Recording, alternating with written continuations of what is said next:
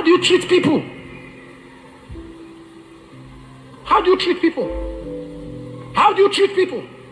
Hear this, and I'll give you one more point and I'll pray. I went to preach somewhere. I mean, it's my custom. Henry and my wife can tell you. If I walk into the airport, I give money to everybody. Even if you are 50, you are 20, you are 100, I will say, how many are you people? So I will give money. So anywhere I enter naturally, from corners, gate man, security, everybody. I was privileged to be at the airport with one of the richest men in the country. I'm not going to mention his name. Everybody left him. They just greeted him, but they all ran to me. So I said to them, see him now. They said, not who get money, now they give. Another one said, make it get out. He reached for himself. Who he help? I fed back. He was carrying his briefcase by himself. I said, go and help him. They said, no, now they give. Let him get out. Apostle, what do you want us to do for you? I said, no, don't do anything. How many are you? They said, some are out, some are how many? I counted. I said, share it for yourselves. So it's a natural thing. I do it. So I walked into a place I was to preach. It's a hotel I was to preach, and I was to rest in that hotel. I just came in. The pastor was rushing me to the room. I said, wait, now don't rush me. There are people at the reception. He said, oh. I said, how many are you here? And we are 8. So my money, the duty. So how many of you work here? They told me. So I gave them. And one of them said, Daddy, my mother was in your program, blah, blah, blah. She was healed of cancer. I said, oh, bless the Lord. I ran because I came late to the meeting, dropped my bag, walked to the pulpit with the pastor, ministered. So the pastor allowed me and the protocol go. While I was going to the room, I greeted them at the reception. I come back. I said, you are in the evening session duty? They said, yes. Did they share money? They knelt down. They gave all of us, sir. Thank you, sir. Thank you, sir. While I was going, the lady who spoke about her mom squeezed a paper in my hand and winked at me with one of her eyes. I said, what did they worry this one? So I opened the paper.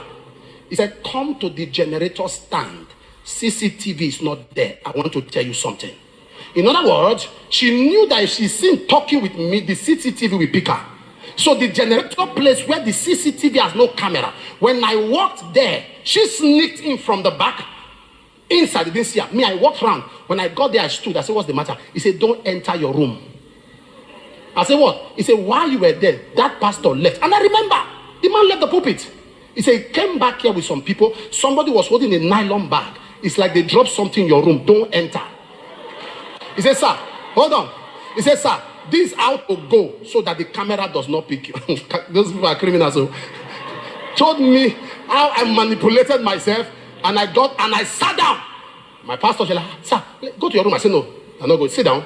We're not going to the room yet. I sat down. Not up to 20 minutes. Pastor coming with police. Walking straight. Knock. I was not there. I came out from the swimming pool session. As a pastor, you can't check what you drop. He said, I said, as you came with me, led me to the room. That is how I followed you to the pulpit. I have not entered the room at all. So this policeman you brought, whatever you find the officer, I am not involved. Check the CCTV to check who came.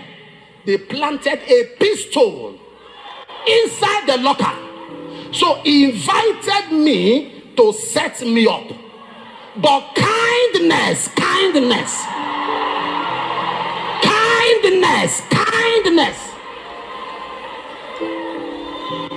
So I would have been lying down in the room, but nobody hears your side of the story. No, this generation, they don't hear your side of the story. They saw it gone. And the officer said, let us watch the CCTV. Pastor said, there's no need. Let's go. Say, go here. You gave an allegation about firearm. That is now a crime against the state. Firearm.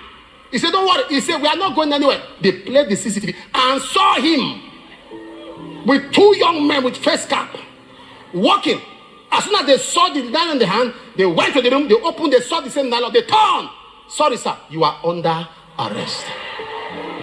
And I said, officer, wait, so while you are still here, I carried my kaya. While you are still here to bear witness, While I was walking out, I looked at the girl and I winked at her, and she did like this, and we walked away.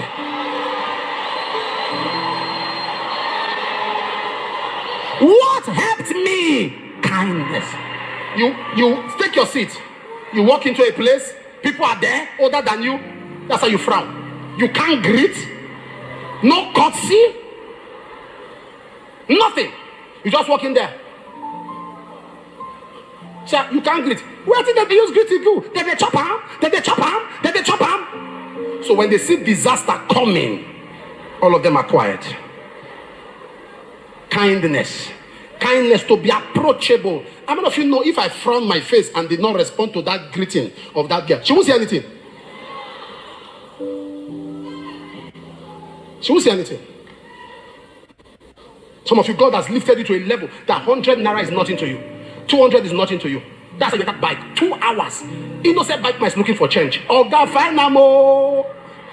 Looking 2 hours. 2 hours. The man is looking for change. That is the kind of money that is nothing to you. Oh, God, find more. If my pastor has said that this year there shall not be waste. There shall not be waste.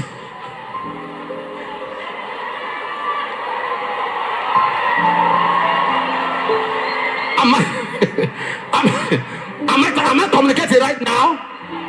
Tell 5 people, be kind to people. Be kind. Look at that. Look at this. Look at this. Let me shock you. Wait, sit down. Let me shock you. Let me shock you. Shh. Shh. Hold on. Let me shock you. They found the man. An Egyptian man. They fed him. Stop that. Stop talking now. Listen. They fed him. Guess what? When they found the man said, I was sick.